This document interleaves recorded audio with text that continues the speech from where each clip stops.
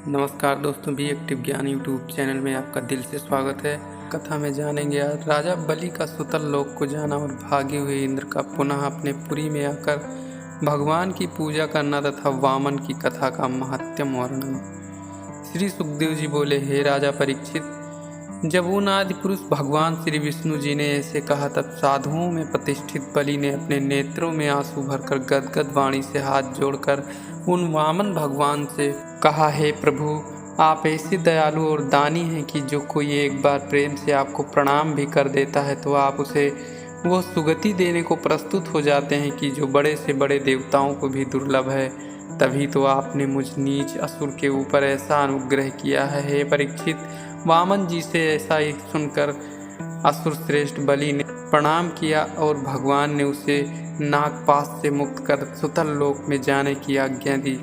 वह अपने कुटुंबियों सहित सुतल लोक को चला गया। भगवान ने इंद्र को स्वर्ग लोक सौंपकर उनका मनोरथ पूर्ण किया। तब प्रहलाद जी ने भगवान से निवेदन की, हे भगवान, जिस जगत पूज्य आपकी ब्रह्मा आदि देवता भी उपासना करते हैं, जिनके चरण कमलों की पूजा करते हैं, वही भगवान हम असुरों के द्वारपाल बने।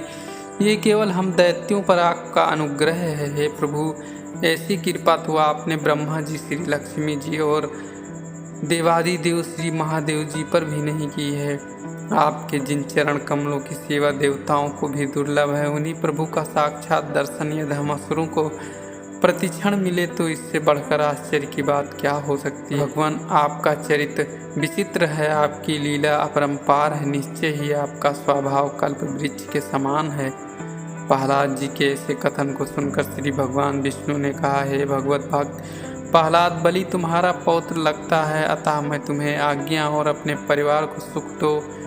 मैं भी वहाँ हाथ में कौमुदकी गदा लेकर तुम्हारे द्वार पर खड़ा दिखाई दिया करूँगा। तब मेरे दर्शन से तुम्हारी बुद्धि और भी तीक्ष्ण हो जाएगी, तब तुम और भी मेरे निकट हो जाओगे। प्रहलाद जी को भगवान की आज्ञा बड़ी ही प्रिय लगी। उन्होंने हाथ जोड़कर तुरंत ही भगवान को दंडवत किया और पुनः प्रदक्षिणा करके सुतल लोक के लिए चले गए।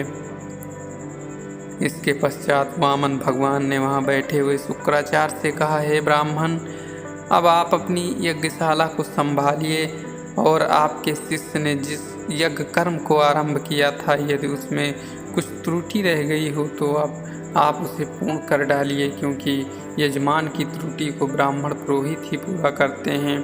उनके निरीक्षण मात्र से ही सारे दोष नष्ट हो जाते हैं। तब शुक्राचार्य ने कहा, हे देव देवेश, राजा बलि कुछ कम भाग्यशाली नहीं था। इतने से ही देखिए कि उसके यज्ञ आरंभ करते ही आप आकर उसे मिल गए।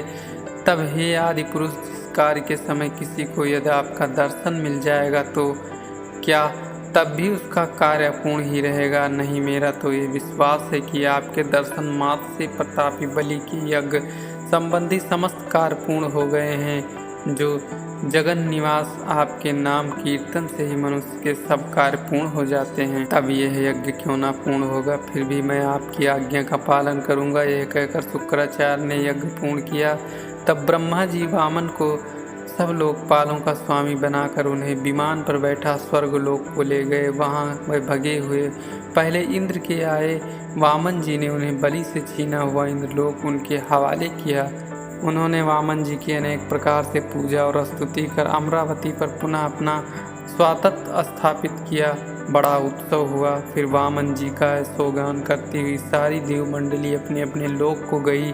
हे परीक्षित, यह जो वामन भगवान का परम पवित्र चरित्र मैंने तुम्हें सुनाया है, यह लोगों का उपकार करने वाला और सबके मनोरथों को पूर्ण करने वाला है। इसकी प्रशंसा में जो कुछ भी कहा जाए सब थोड़ा है, अर्थात इसकी प्रशंसा करने में कोई भी समर्थ नहीं हो सकता, क्योंकि भगवान अनंत हैं और उनका चरित्र भी अनंत और अथाह है। चाहे पृथ्वी के कण गिन लिए जाएं, परंतु भगवान के अगणित गुणों की गणना असंभव है। हे राजन, जो वामन भगवान के इस परम पावन चरित्र को कहेगा और सुनेगा, वह निश्चय ही उत्तम गति को प्राप्त होगा। प्रत्येक शुभ अवसरों पर इसे कहना और सुनना चाहिए तथा ये सब प्रकार से सुखदायक और सब कर्मों के फल को देने वाला है।